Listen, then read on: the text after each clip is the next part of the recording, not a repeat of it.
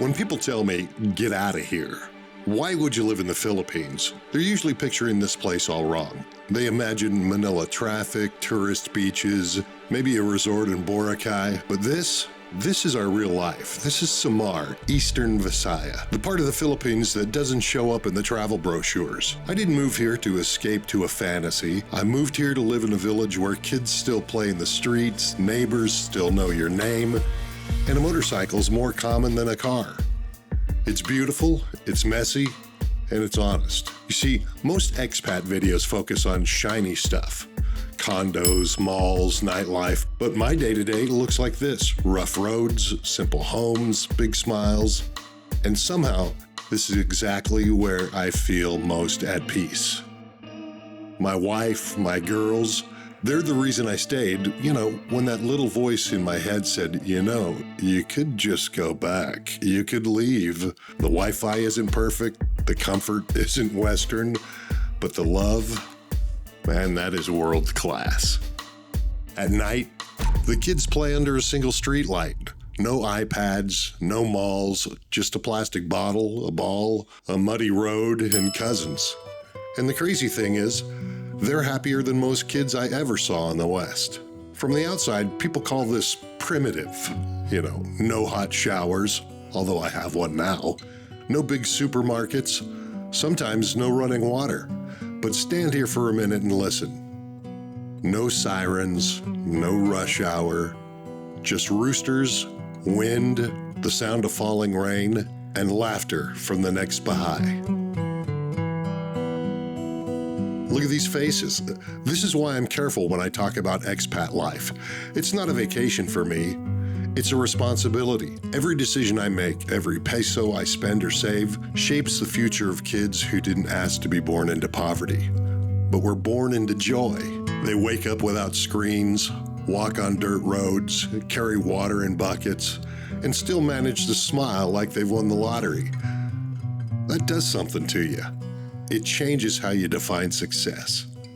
So when people say, why don't you just leave? What they're really asking is, why would you trade comfort for this? And my answer in 2025 is simple. Because comfort never gave me this kind of clarity, this kind of purpose.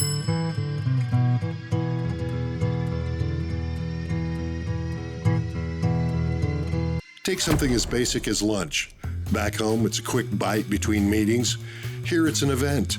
Banana leaves on the table, everyone eats together, no one grabs a plate and disappears into another room.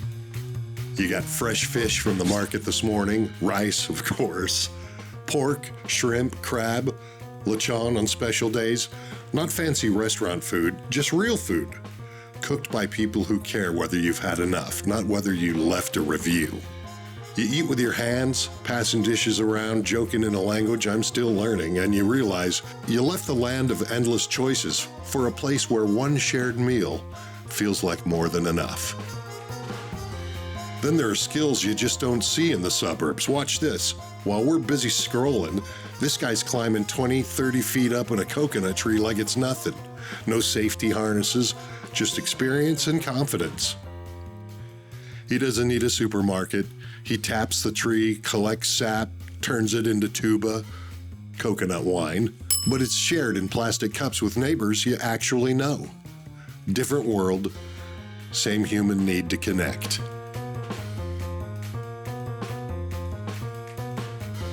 When I walk this little road to town, I pass the same houses, the same dogs, the same kids yelling, "Hey Joe," every single time. Give me my money. There's a rhythm here that doesn't care about my old calendar or my old job title. We stop, we talk, we share a laugh. Sometimes it takes 20 minutes to walk what should be a 5-minute path, but just because people still believe conversations are more important than schedules.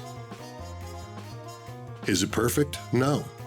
There's poverty, there's limited opportunity.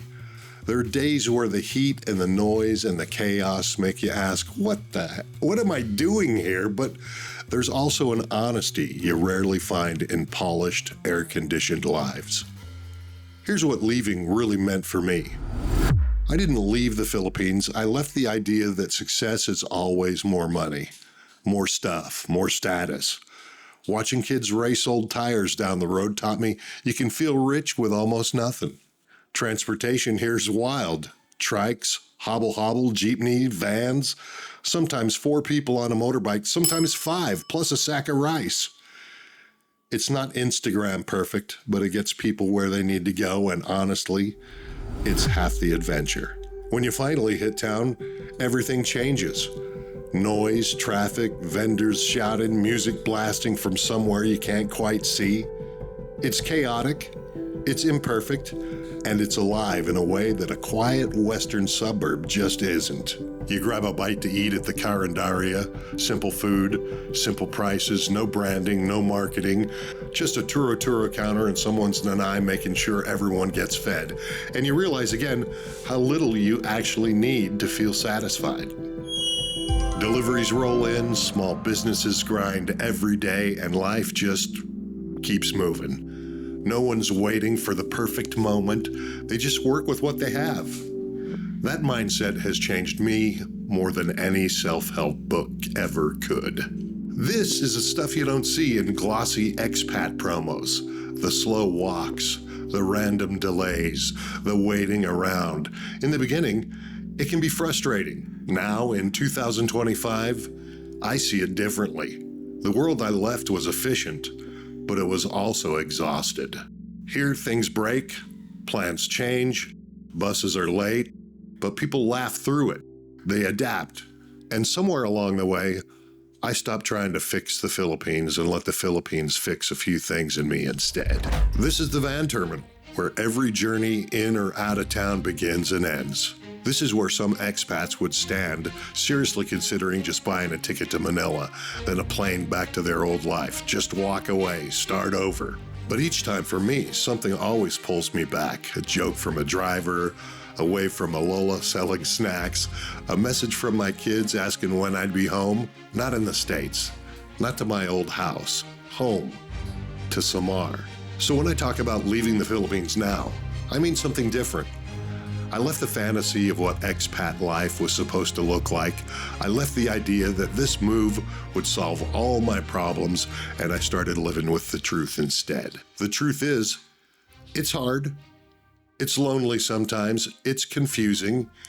You'll question your decision, but if you push past the honeymoon phase, past the Instagram phase, there's a deeper life waiting on the other side. If you're watching this in 2025, thinking about moving to the Philippines, don't come here for a permanent vacation. Come here ready to build a real life with real problems and real rewards. My name's Jerome Fisher. That's what my mother named me. My friends call me Fish, and you can do so as well. And this is Fish Tank Media. And this is our little corner of Samar. If you want the unfiltered truths about expat life, cost of living, family, the good, the ugly, hit subscribe and watch the next video on your screen. I'll see you there. And always remember, be excellent to one another.